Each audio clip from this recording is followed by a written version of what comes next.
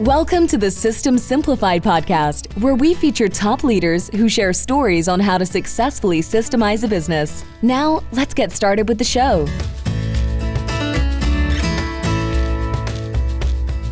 Hello, Adi Klevit here, the host of the System Simplified podcast, where I feature top founders, entrepreneurs, and thought leaders about systematizing a business. And today's episode is being brought to you by Business Success Consulting Group, where we create, document, improve, and implement processes and procedures so businesses can grow and thrive. And it is my honor to introduce today's guest, Mandi Ellefson. Hi, Mandi. Hi, Adis. Thank you so much for having me. You are very welcome. And I'm really excited about our conversation because it's going to be all about scaling and all about achieving freedom from your business, which I am so excited because I know a lot of our listeners who are entrepreneurs, that's what we're looking for. They really went into business in order to achieve that freedom, in order to be able to be more creative, in order for them to be in control of their own destiny. And a lot of times what happens is that they become the opposite. They almost become a slave to the business, because now it's all their responsibility and all this burden, etc. So I'm looking forward to having this conversation. But before we start, I'd like to give a big shout out to John Corcoran and Jeremy Wise from Rise 25, who introduced us. And I really appreciate that. And Rise 25 has been producing this podcast for several years now. They are a great company. So a big shout out to both Jeremy and John. That's a great shout out. And I will add on to that. I have known John and Jeremy for a number of years. I've been involved with, I've made some really great connections from them. We were just talking about that before. So great people to shout out to, Patty. Absolutely. Absolutely.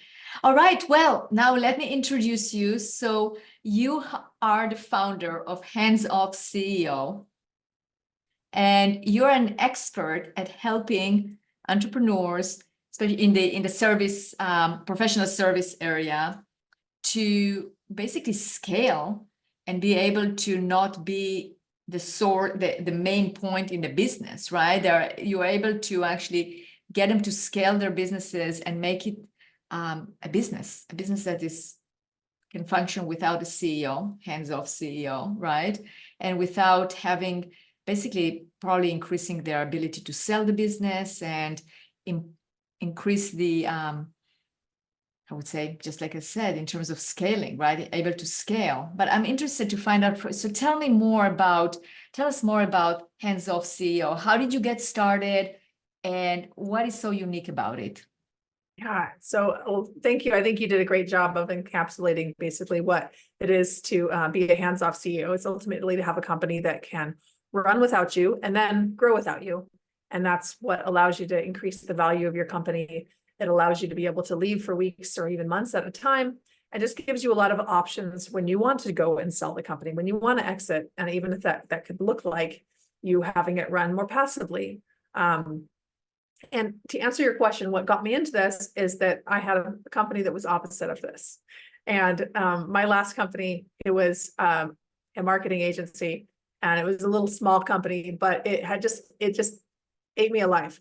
And I wrote about this in the Hands Off CEO book that I released recently and back in December.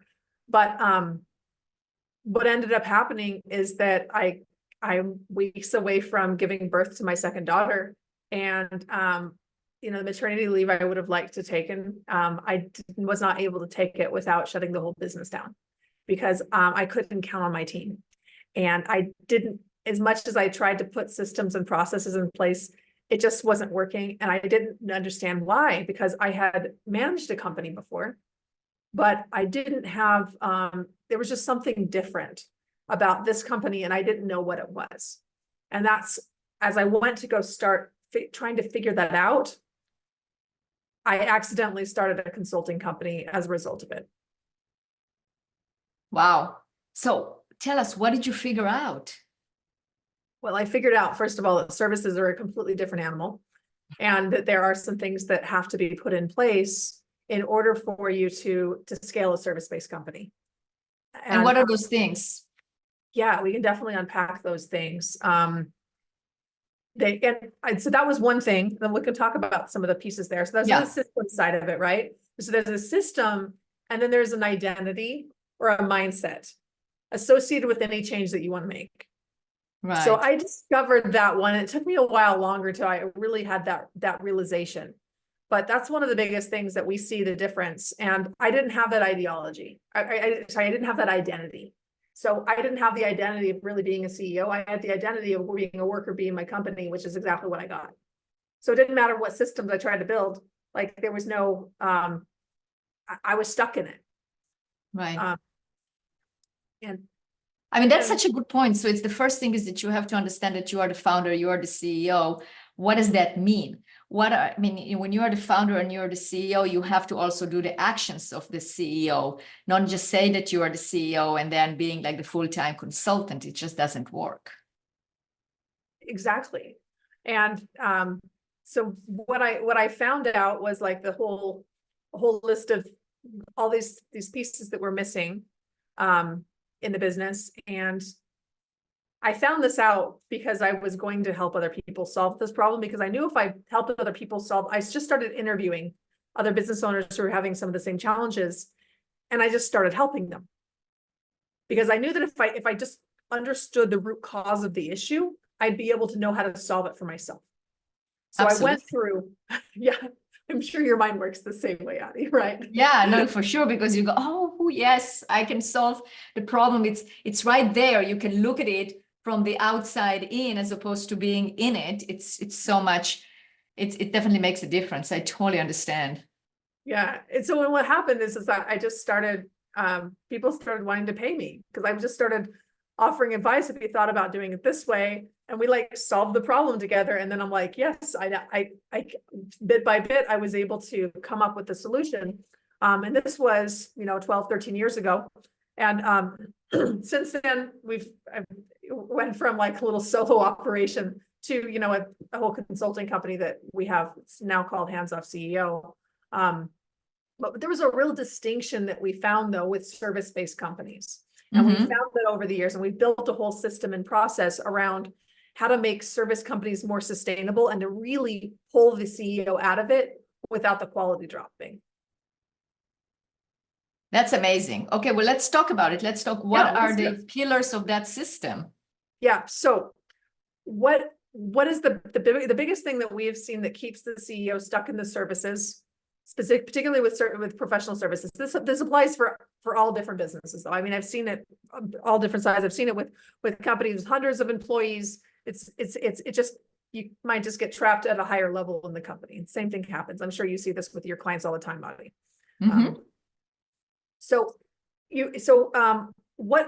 What is oftentimes what keeps them stuck is that they're the only person who has the skills high enough to be able to solve the problem for the clients very well. That's one side of it. And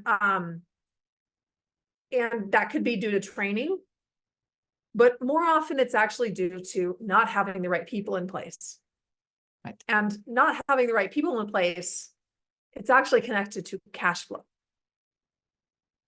And sure, we can say we've got the hiring process needs to be better and all that. Yes, that's true. But at the end of the day, if you cannot actually acquire good quality talent and retain good quality talent, oftentimes it's because there's not enough profit or cash flow in the business to be able to do that. Right. And service-based companies have challenges with profit. That's one of the challenges that they run into. And I mean, every business runs into challenges with profit, but the huge advantage with service-based companies is that you can be like most companies and you can have big profit challenges, or you can be like the top 1% who don't have problem challenges at all. And what they do instead is they have repositioned their company so that they can they can position themselves as the very best in the industry and actually be a results partner for clients. And what we found is by doing that, our clients are able to command anywhere between 3 and 10 times the amount for about the same work. It's just that they retool how they sell their services, and then and how they actually deliver those services. So it becomes less about, or not about actually, instead of it being about hourly billables or deliverables or even retainers, because clients don't really want to buy a retainer. They don't want to pay for your hours. They don't want to pay for the deliverables even. What they're ultimately paying you for is the results. And the bigger, bolder the result, with the bigger the vision is that you have for the clients, the more they're willing to pay. They're willing to pay a lot more than you could possibly imagine, is what we have found. Almost all of our clients are able to double the value of their clients for new incoming clients, and plenty of existing ones too. Interesting. Yeah. So here's what I hear so far is that, I mean, it makes sense, in order for you to actually, in order for the CEO not to be the lead consultant or the lead lawyer or the lead, designer, you need to hire good talent, and that talent costs money. You have to be able to pay them what they're worth, and that way you can actually find somebody who can replace you. In order to do that, you have to make sure that you're profitable. So you have to actually price your services correctly. You have to, basically what you're pricing is the result, and you make sure that the quality is there so you can get the results, and then you can charge for the results because people will pay for results. Yep. You got it. Addie, I love the way you think. You just you heard everything I said. Exactly. Yeah, I mean, it makes total sense because, I totally understand that. I work with many professional services, and I can see that, I have a professional service business, and I can totally relate to that. That's absolutely correct. Right. Because if you now have to hire somebody like a talent that costs you a lot and it will cut into your own profit, sometimes people don't want to do that. But if you actually can show how it can actually increase profitability, because now you can get better results faster, then you're just going to increase the profitability. Right.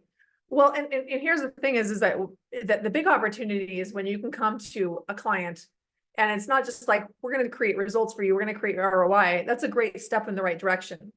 But if you can if you choose a particular market and you can help them be able to create a particular outcome, that is going to be what you become known for. Your whole brand becomes known for. Like, for our book, right on the book cover, it says, triple your fees and profitably scale an exceptional consulting agency that grows without you. That's what we do. And that's a really clear and the very clear promise.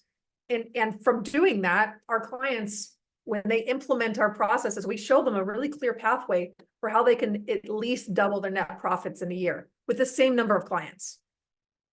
And right. It's just, and when you can double the amount of profits that you're bringing into a company, and I'm talking about net, like when you're actually looking at the actual gross, though, for the gross profit, when you're looking at how much profit you're making per client, you could be looking at an increase of profit by up to 1,000% increase in profit, because everything that you're charging on top of what you're already charging is pure profit. Absolutely. Absolutely. I can totally see that. Okay. So what else did you see when starting to look at scalability? What is also stopping scalability, and what was the solution for that? Yeah. Well, the lack of agreements in place in the company.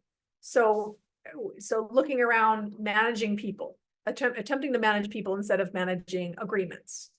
And what do I mean by agreements? What I'm talking about, you're having a growth plan that you're managing to. A lot of people have growth plans, but you're actually managing to that every week. Do you actually have a quarterly plan that you're managing to every week? Do you have the management rhythms in place? Oh, this is the boring stuff, by the way. This is the boring stuff. I know that you probably think this is very exciting, Addie. You and I both can enjoy this stuff. But the thing is that this is more the boring stuff that CEOs, visionaries don't want to do at all. But it's the difference between whether you have freedom in your company or not. It's the difference between whether you have a company that's worth, $5, 10, 20, $50 million when you go to sell it, or a company that you basically have to liquidate because there's not, you don't get nearly as much for it, if anything at all, because it might not even be transferable. A lot of companies are not transferable at all. Absolutely. So when you say manage agreements, what do you mean? Like, give me an example. It's a great question. Thank you for asking that. So here's the thing is that we go around thinking we can go and manage people. And like, I'm just going to go and we have managers who manage people. But here's the thing is that we can't actually manage a person. We can't really change someone's behavior, really. I mean, you can impact it, but what you can have is you can have an agreement and you can manage an agreement between two people. And whether you're aware of it or not, there are agreements between two people, whether they're explicit or not. You and I have agreements coming onto this interview based upon the introductions that were made. There's specific agreements that are made and that we're adhering to, right? Within the team, there's specific agreements that we are managing to. And now, if you don't have explicit agreements in place, then you have a whole lot of ambiguity, and you have people making up stuff. Whereas if you have an agreement in place, like a job description, being clear on a scorecard for a role, managing to, again, the stuff it takes something to put these things in place. That's why you need more profit in the company, so you can actually afford to pay for the extra structure of the company. Because if you don't have enough profit, then there's just no space to do these things. You're absolutely right. I mean, that's what we do, is we document the process and procedures for companies to create agreement and aligning expectations and making sure that everybody knows what they're supposed to be doing. So that way it's kind of like a catch-22. You have to have the money to invest in order to create it. But once you create it, then you can use that in order to manage the agreements. Absolutely. Absolutely. And now you're managing agreements between two people.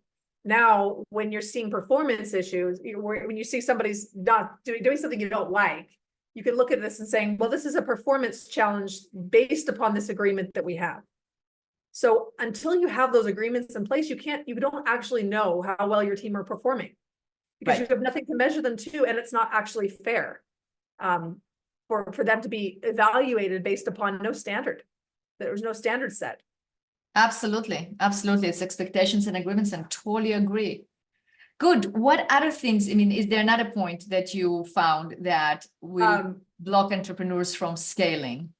Yes, the vision. And I think that's connected. It's very connected to everything we're talking about here. But the vision and when I'm talking about the offers and the right price point, the profits and the outcomes, one of the most important part of the vision actually is like, what are we here to actually create as a transformation in our niche, in our industry? What are we actually doing? What are we transforming? And it's got to be bigger than building some widget. Like it has to be more compelling than that. It has to be more compelling than padding the pockets of the owner of the business. And that's actually one place that I've noticed there's a point where the company gets to a place where the owner of the business has now fulfilled all of their own needs for their personal needs. And they get to a point where you're out of that startup phase and you're getting into a scale-up phase. And there can be a place where you need to get everybody on board. And everybody has to be excited about the vision. But if there's no vision, or just as bad, if there's not a vision that's communicated regularly, like a beating of the drum, your job as a CEO is to be beating the drum, getting people excited, getting everybody like, this is where we're going, and getting everyone else mobilized in that direction. But if you don't have that vision, then your team will not perform at their best, because you won't be able to actually inspire the best. How you get the best work out of people is you inspire the best work. The carrots don't work. The stick most definitely doesn't work. It works to a certain point, right? You can get anybody to do anything if you put a gun to their head, right? But as soon as that gun's gone, they're not going to do it. I know that's a terrible analogy, but no, it's true. It's very true, because you have to inspire them. What you're talking about is inspiration, what inspired them. And I think it goes back to what you were mentioning before in terms of agreement. If you're managing agreement and you inspire them and you all have agreement on that vision, then it's much easier to lead. Yeah. Absolutely. And one of those earlier agreements that we help our clients put into place is like, well, they institute what we call this, the raise the bar conversation, where they're getting to a place where maybe they've had stagnation, maybe there's been all sorts of crazy stuff happening in the business and they're just like, no more. Or maybe they're just like, we really want to scale this company. There's something that is as a point where they're saying we want something different than what we have right now. And the problem is that you have your circumstances that are all the same. Right. So we need to find a way to be able to take the circumstances and bridge a gap between the circumstances that are current right now and like the vision future state. But you don't create the vision, the future state by standing in the present. You have to step into the vision and actually live there. So your job there is you got to like get everybody in their in the current circumstance to like pull them on over to the vision state and get them to stand in there with you. And here's the thing. It's not everybody's, I'm sure you've seen this, Addie. Not everybody wants to come over to the vision state. Some people are like, I kind of like this place right here. I like that I'm not really being asked to grow. I like that there's no accountability and I can kind of hide out and do whatever I want and get paid for not really producing. So it's a beautiful thing because those people all just kind of like go by the wayside. And they Right. and some of them outwardly, I'm sure you've seen this too with your clients. Some of them outwardly just like raise their hand and say, I'm out. And then some of them just like, you start putting in place the agreements and then they're like, I'm going to go find another opportunity somewhere else. Because as soon as you start managing low performers to agreements, they will quit. Absolutely. It's a self-selection process for sure. Yes. For Yes. sure. Great. Well, this is an exciting conversation. As I said in the beginning, I mean, I know you and I get excited about it. And, sometimes people look, well, systems, processes, I just want to create, but really in order to create, you have to have processes in place, just like the ones you were describing. It absolutely It is crucial. Otherwise, if you don't put the work and you don't put all those systems, then you won't be able to extract yourself out of the business. No. Here's the thing is, and I think this is the work that we do here too, Addie, is that you have to actually be able to build the integrity in the company to build sustainability.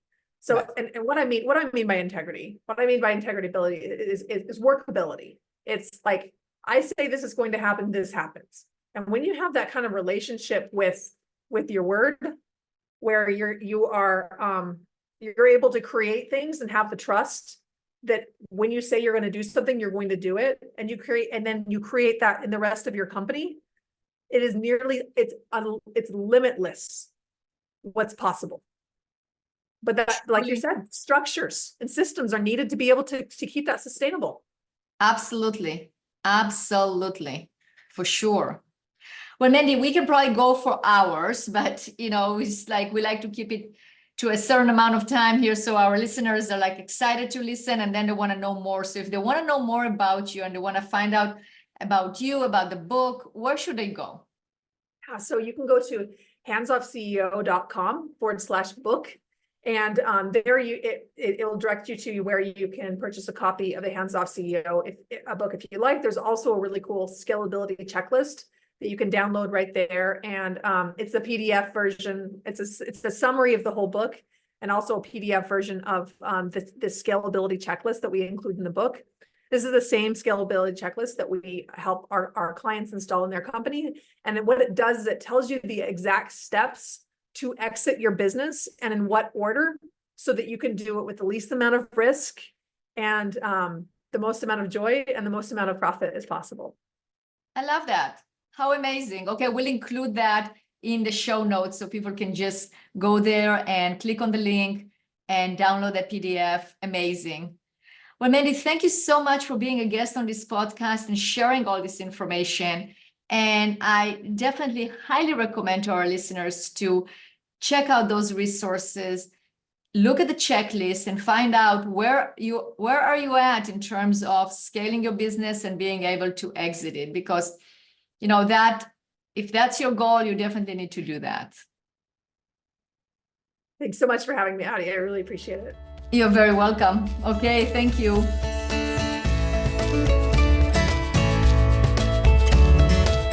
Thanks for listening to the System Simplified podcast. We'll see you again next time, and be sure to click subscribe to get future episodes.